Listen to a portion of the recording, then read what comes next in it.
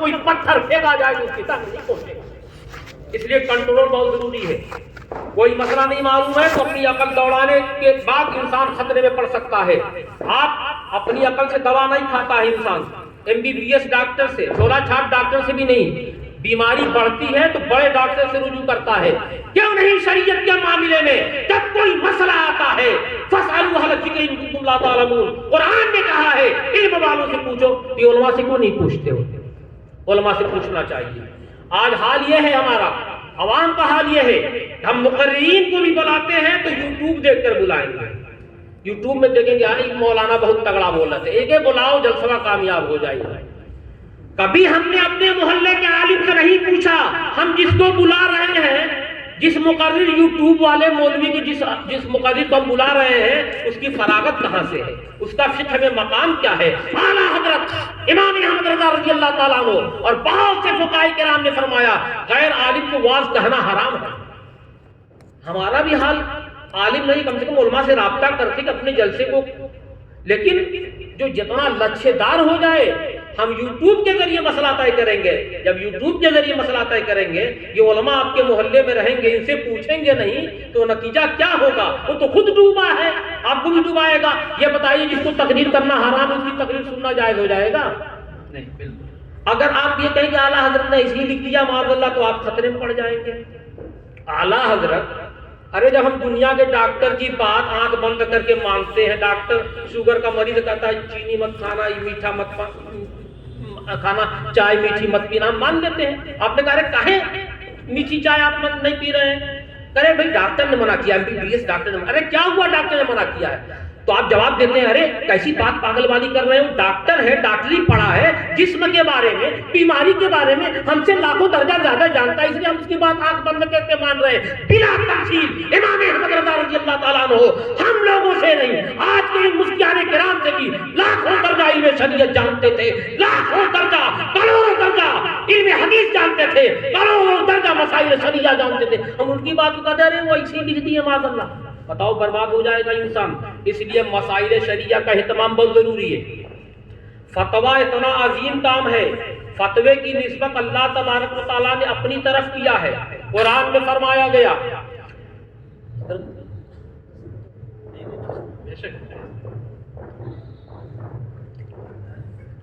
یستفتونک قل اللہ یفتیکم فی الکلالہ, اے حبیب تم سے فتویٰ پوچھتے ہیں, تم بتا دو, فرما دو کہ اللہ کلالہ کے بارے میں فتویٰ دیتا ہے. تو اللہ نے اپنی طرف نسبت کیا کہ نہیں کیا؟ لیکن کچھ لوگ اتنے بے دھڑک ہوتے ہیں, وہ سمجھتے دنیا ہی میں ہمیشہ رہنا, مرنے کے بعد تو فتویٰ کی بڑی توہین کر دیتے ہیں اور عالم دین کی بھی توہین کر دیتے ہیں. اس لیے حالات بہت نازک ہو چکے ہیں, ہماری دعائیں قبول نہیں ہو گئی ہیں. وجہ کیا ہے؟ ہم نے علماء کی توہین کرنا شروع کر دیا, ہم نے شریعت کے مسائل کا انکار کرنا شروع کر دیا. یہ سب قیامت کی نشانیاں ہیں.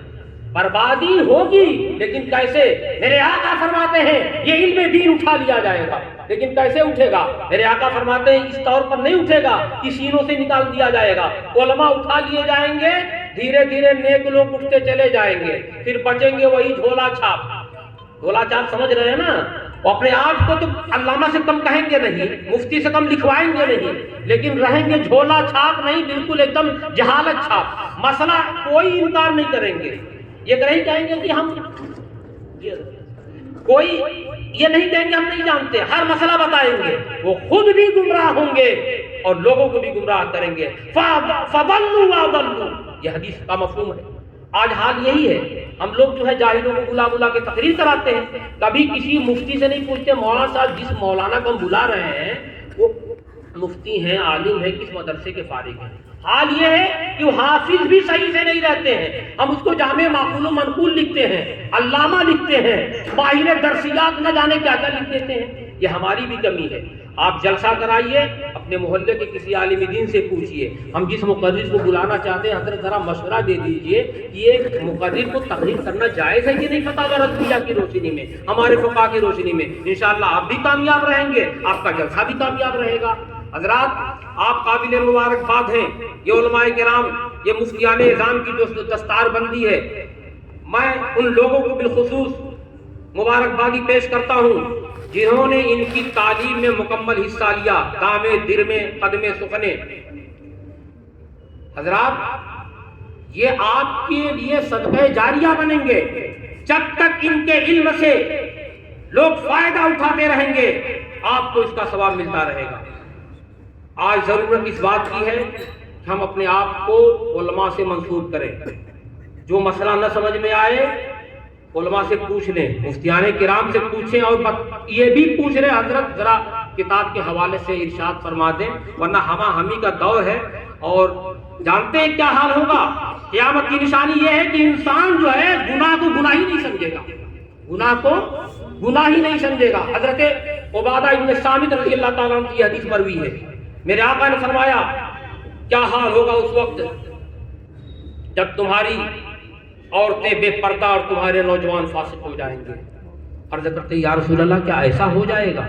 मेरे आका ने फरमाया उससे भी खतरनाक हालात हो जाएंगे। अर्ज़ करते या रसूल अल्लाह, उससे खतरनाक हालात क्या हो जाएंगे? मेरे आका ने इरशाद फरमाया कि लोग गुनाह को जो है गुनाह नहीं समझेंगे, गुनाह को गुनाह नहीं समझेंगे। या रसूल अल्लाह, ऐसे हालात हो जाएंगे? आका ने इरशाद फरमाया उससे भी खतरनाक हालात हो जाएंगे। लोग गुनाह को नेकी समझेंगे। या रसूल अल्लाह, इतने खतरनाक हालात हो जाएंगे? निकाह गुनाह को लोग नेकी समझेंगे? मेरे आका ने इरशाद फरमाया उससे भी खतरनाक हालात हो जाएंगे। अर्ज़ करते या रसूल अल्लाह, उससे खतरनाक हालात क्या होंगे? इरशाद फरमाया जब लोग गुनाह को नेकी समझकर उसकी दावत देने लगे। अल्लाह, उस वक्त कोई घर ऐसा नहीं बचेगा जिसमें फितने दाखिल न हो। फितने इस तरह नाजिल होंगे जैसे बारिश के कतरे नाजिल होते हैं। बताइए हालात आ चुके नहीं आ चुके हैं? बहुत से ऐसे गुनाह मैं अगर तमसीलन समझाऊं तो आपको भी हैरत होगी कि ये भी कोई गुनाह की चीज है। बहुत से ऐसे गुनाह पहले जमाने में, आप लोग हमारे बड़े बूढ़े हैं, आप लोग भी जानते हैं। पहले बताइए, आम तौर पर हर मुसलमान जानता था कि तस्वीर खिंचाना बहुत बड़ा गुनाह है, ये वो फोटो न खींचे बहुत बड़ा गुनाह है। लेकिन आज देखिए धड़ल्ले से जलसों में उसमें सब खींच रहे हैं और तरह तरह ताबीर निकाल रहे हैं। हदीस में तो ये है कि इसकी असल वजह ये है कि अल्लाह ने जैसे पैदा किया तुम वैसे बनाने की कोशिश कर रहे हो। क़यामत के दिन तुमको हुक्म दिया जाएगा रूह फूको, रूह नहीं फूक पाओगे तो अज़ाब दिया जाएगा, ये हदीस। लेकिन हम उसमें ताबीर निकाल रहे हैं। शैतान जो है ताबीर करवा के गुनाह के करीब करवाएगा। तो ये बताइए, आज हम फोटो को बहुत से ऐसे लोग अल्हम्दुलिल्लाह जो इल्म वाले हैं, उलमा से राब्ता रखते हैं, वो लोग की बात में नहीं करता, लेकिन बहुत से लोग कहते हैं ये कोई गुनाह नहीं है आज के दौर में। और सुनिए, हमारे फुक़हा ने फरमाया औरतों को शादी में जहाँ पे मखलूक लोग रहते हैं भेजना जायज नहीं है, भेजने वाला दयूस है। आज बताइए शादियों में भेजते, ये अगर ना ही भेजे तो नाराज हो जाएंगे। बताइए गुनाह समझता है कोई? बारात का जो हाल है, मैं चंद तमसील बयान कर अपनी बात को खत्म करूं। आज बारात का हाल है कि नहीं, बारात ले जाते हैं। आला हजरत की तालीमात क्या है? हम मसले के आला हजरत का नारा लगाते हैं, अल्हम्दुलिल्लाह। जरूरत है कि उनकी तालीमात पे अमल करें। आला हजरत फरमाते हैं कि लड़का या लड़की वालों की तरफ से 100-150 आदमी का जाना अगर इस तौर पर है, तब गौर से सुनिएगा, हाँ, वरना नींद के टाइम में आदमी कहीं उल्टा न सुन ले तो गलत मैसेज न उससे। बतीबे खातिर, तीबे खातिर का मतलब थोड़ा उर्दू टेढ़ी है, बतीबे खातिर यानी खुशी दिल से, ये जायज है। और अगर रस्मा रस्मी में कबूल किया, लड़की वाले ने रस्मा रस्मी में कबूल किया, रस्मा रस्मी समझ रहे हैं? रस्म हमारे यहाँ के रस्म है 150 से कम जाते ही नहीं है, तो उसने रस्मा रस्मी में कबूल कर लिया। आला हज़रत फरमाते हैं जाना हराम है, जाने वाला चोर बनकर जाएगा, डाकू बनकर जब खा लेगा तो वापस आएगा। आप अगर कहीं आला हज़रत गलत लिख रहे हैं तो आप पर तौबा तजदीद ईमान लाजिम हो जाएगा। फतवा है ना, और आपने अभी मान लिया कि इमाम अहमद रज़ा आज के मुफ्तियों से लाखों दर्जा ज्यादा जानते थे। आगे लिखते हैं, दो सूरत बता दिया मैंने। तीसरी सूरत न ये कि जब दबाव बनाकर लेकर जाए तो हरामे कतई होने में कोई शुबा नहीं। दबाव का मतलब समझ रहे हैं? लड़के का बाप कहेगा 150 तो हमारे बच्चे के सिर्फ दोस्त हैं, 100 तो हमारी खानदान के ऐसे कम होगा नहीं कि चाहे शादी रहे चाहे कटे। बताओ दबाव है कि नहीं? हम इसको गुनाह समझते हैं? माशाल्लाह आप समझते हैं, लेकिन कितने ऐसे लोग बताइए इसको गुनाह समझते हैं। जिसको इमाम अहमद रजा हराम कतई कह रहे हैं, आज का मुसलमान से गुनाह ही नहीं समझता। बताइए कहां से हमारी दुआएं कबूल होंगी, क्यों नहीं बर्बादी होगी। आज हम मखलूक तालीमात में अपने बेटियों को पढ़ाते हैं, है कि नहीं पढ़ाते हैं। इमाम अहमद रजा ने क्या लिखा, मखलूक तालीम में अपनी बच्चियों को भेजना हराम। आज बताइए हम, अरे बाबू की बच्ची फलाने इंटर कॉलेज में पढ़ी, बहुत तरक्की पर है, वो आईएएस की तैयारी कर रही है। बताइए गुनाह समझते हैं, मुबारकबादी पेश करते हैं। आज गुनाहों पर मुबारकबादी पेश की जा रही है, गुनाहों की तारीफ की जा रही है, और गुनाह को गुनाह न समझकर नेकी समझी जा रही है। तस्वीरें भेजते हैं, माशाअल्लाह कहते हैं, कहते नहीं कहते हैं। फोटो पे बाबू का जन्मदिन है, उसका तस्वीर भेजेंगे, बर्थडे बनाते हुए भेजेंगे, और दूसरा उसके खानदान वाले उस पर लिखेगा माशाअल्लाह। बताइए, ये चंद बातें दर्द दिल मैंने आपके सामने रखा। क्यों मैं मुकर्रिर नहीं हूँ, आप हजरात के सामने हजरत अल्लामा मुफ्ती अलाउद्दीन साहब किबला का खिताब होगा।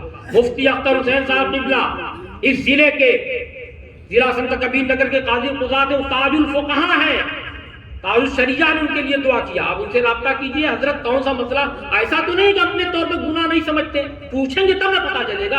आप उलमा से राब्ता बनाइए, इंशाअल्लाह उलमा दुनिया में भी कामयाब रहेंगे। अरे आप जानते हैं उलमा की खिदमत करेंगे, इसका भी सिला मिलेगा। एक आखिरी हदीस मैं आपको बता दूं, क़यामत का मैदान होगा, एक आलिम दीन उसकी मग़फ़िरत हो चुकी होगी, जन्नत की तरफ जा रहा होगा, इतने में एक आदमी आवाज देगा, मौलाना साहब। डरते डरते ताकेंगे, पता नहीं क्या मसला है। बहरहाल कहेगा कि दुनिया में मैंने आपको वुज़ू का पानी दिया, उसकी शफाअत करवाएंगे, वो भी जन्नत में चला जाएगा। परवरदिगार आलम हम सबको उलमा से राब्ता रखने वाला बनाए, और मनमानी और नफ्स परस्ती से महफूज रखे, और हम जब जलसा करें हमें यह तौफीक अता फरमाए कि अपने उलमा से राब्ता करके मुकर्रिरीन को और जो लोग तबलीग करने वाले उनको बुलाएं। व आखिरु दावाना अल्हम्दुलिल्लाहि रब्बिल आलमीन। बोलने में सबकत लिसानी से कुछ अगर हो गया हो गलती, मैं उससे तौबा करता हूँ। अस्तगफिरुल्लाह रब्बी मिन कुल्लि ज़ंबि व अतूबु इलैहि। अस्सलामु अलैकुम।